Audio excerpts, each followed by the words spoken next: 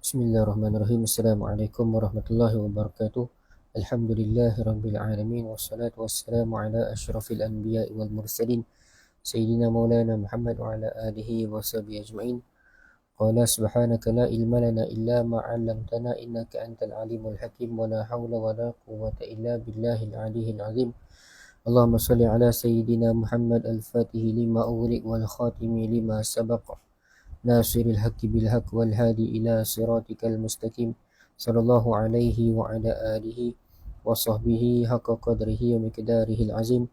بسم الله رب العظيم ورسول الكريم والملائكة المقربين والصلاة والسلام عليك يا سيدي يا رسول الله خذ بيدي قالت حيلتي أدركني لا إله إلا الله وحده لا شريك له له الملك وله الحمد وهو على كل شيء قدير. أما بعد.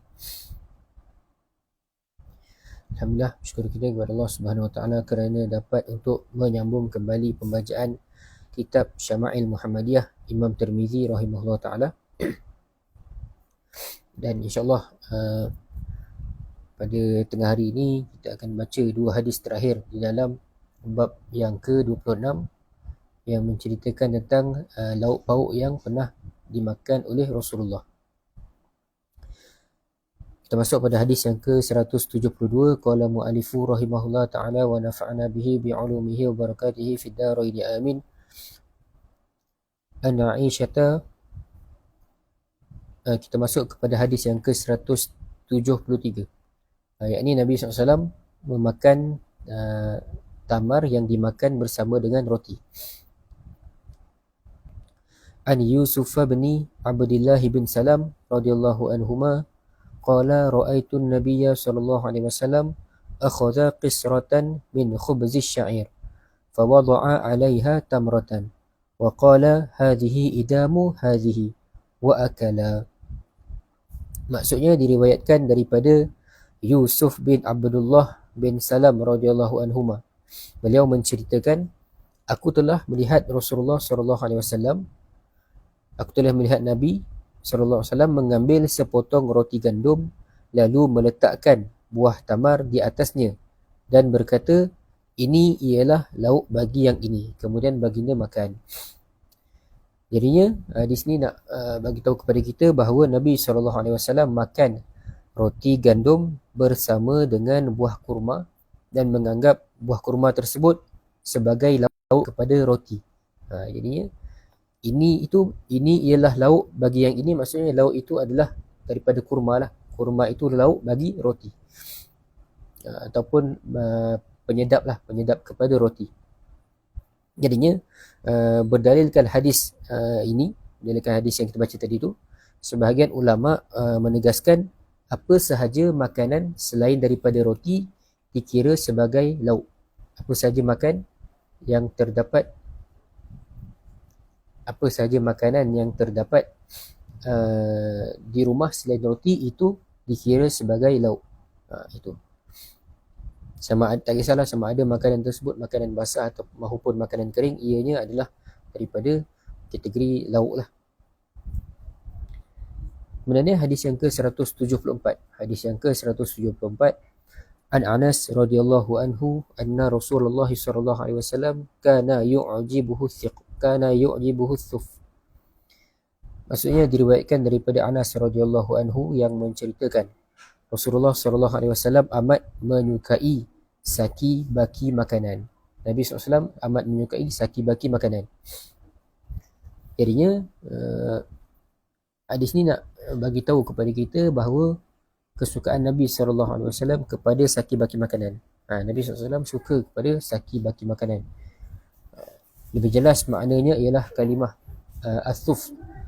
as-suflu tadi. As-suflu.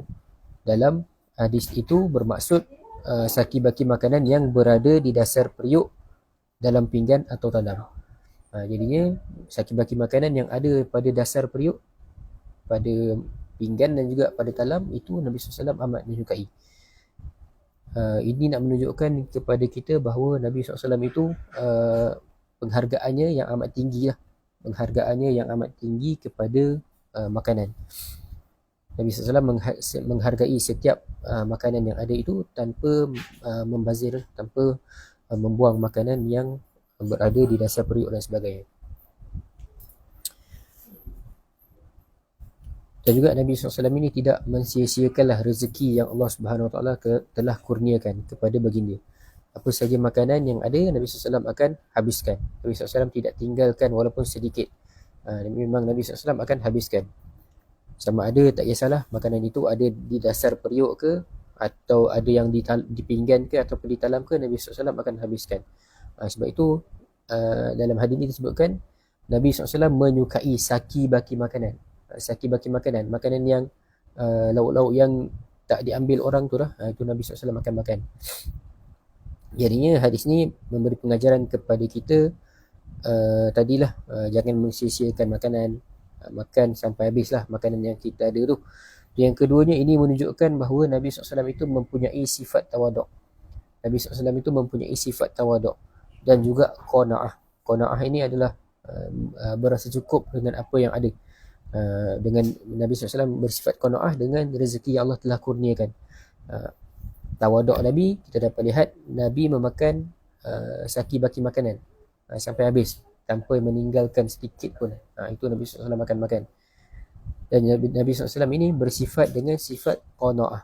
Qanaah ini adalah sifat yang di mana kita ini merasa cukup dengan pemberian Allah Subhanahu Wa Taala kepada kita, sama ada rezeki, makanan dan sebagainya lah.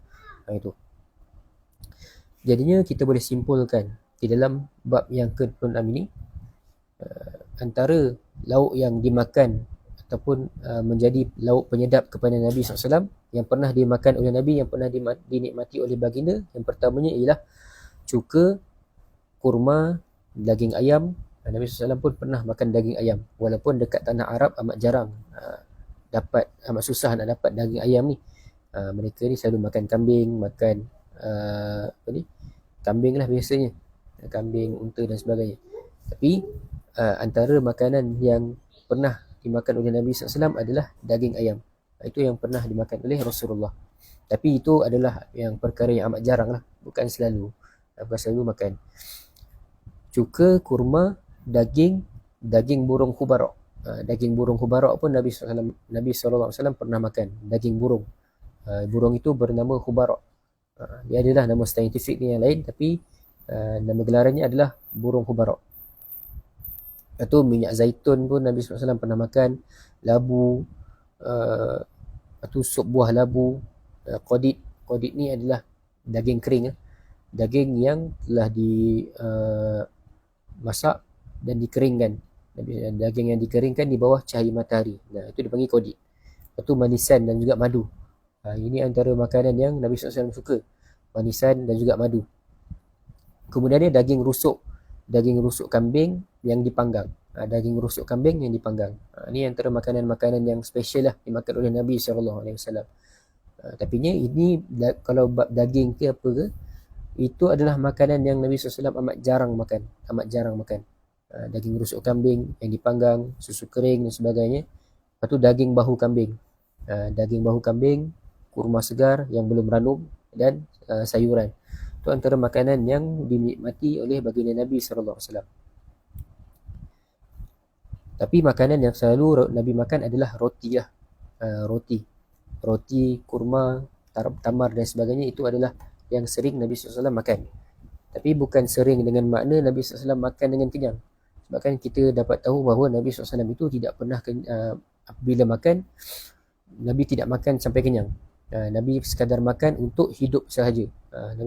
Nabi SAW makan sekadar untuk hidup sahaja. Tidak Nabi itu makan dengan perut yang terlalu kenyang.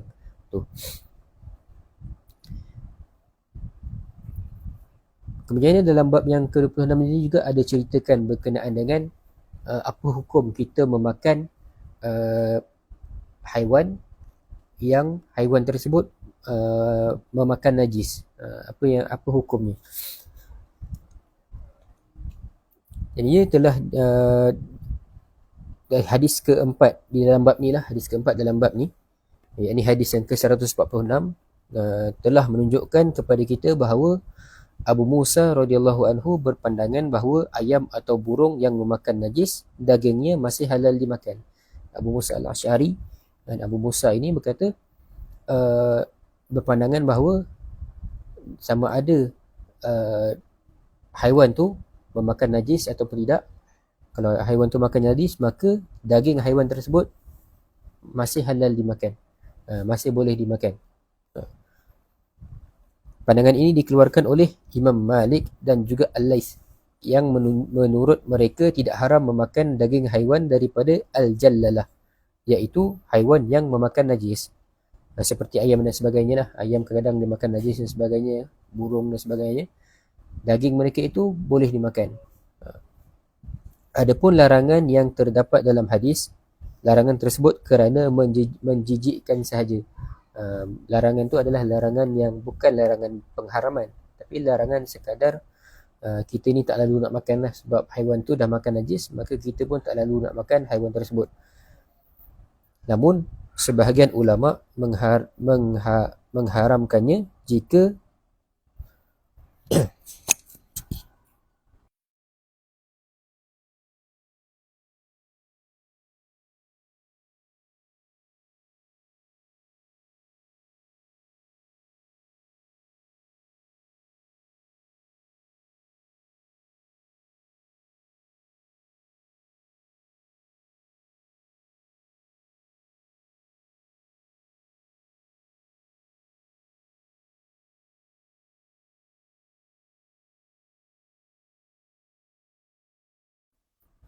kita sambung.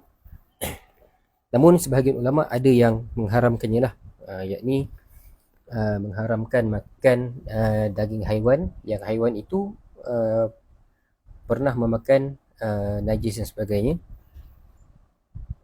Ada sebahagian ulama mengharamkannya jika terdapat perubahan pada bau daging kerana kesan najis yang dimakannya. Ini ulama yang mengharamkan dengan sebab apa? Dengan sebab kalau ada perubahan pada daging haiwan tersebut lah. Sebabkan haiwan itu pernah memakan najis, maka kalau berlaku perubahan pada daging haiwan tersebut, maka ada ulama yang mengharamkan. Antara mereka ialah ulama-ulama mazhab Hanbali dan sebahagian ulama mazhab Syafi'i, yakni Imam Al-Ghazali dan juga Imam Al-Baghawi. Sebahagian ulama memakruhkannya sahaja, antaranya sebahagian ulama mazhab Syafi'i. Ada ulama memakruhkan juga. Dia tidak mengharamkan, cuma memakruhkan.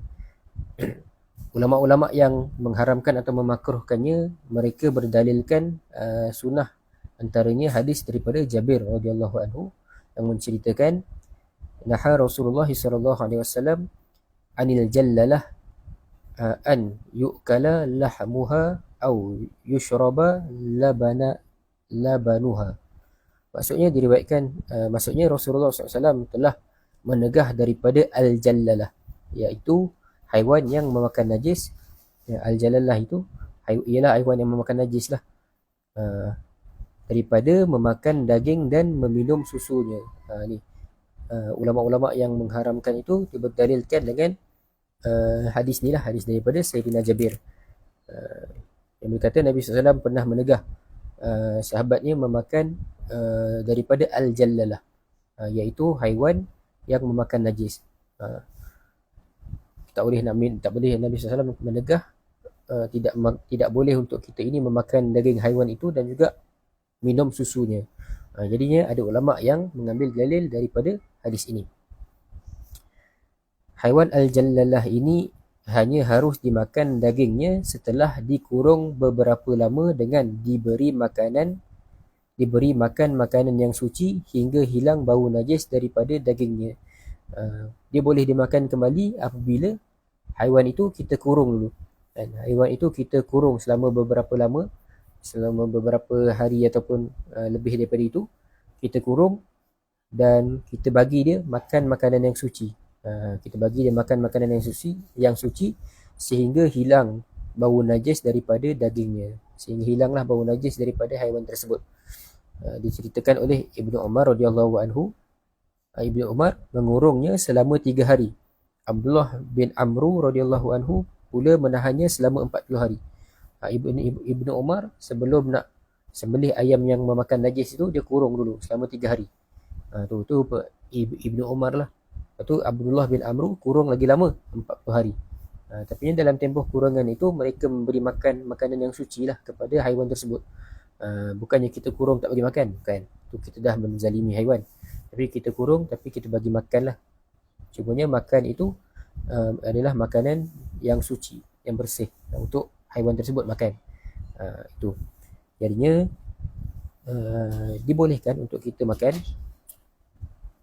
sama ada nak kurung ke tak nak kurung ke, dibolehkan mengikut pandangan Abu Musa tadi, mengikut pandangan sahabat Abu Musa tadi, maka halal dimakan.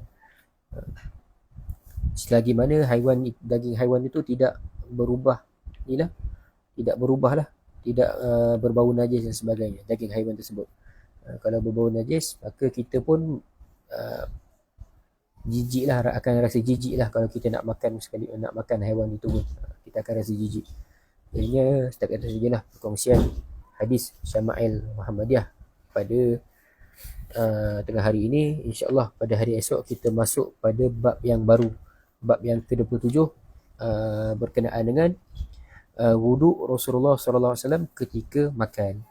Allah Subhanahu wa taala alam. Assalamualaikum warahmatullahi wabarakatuh.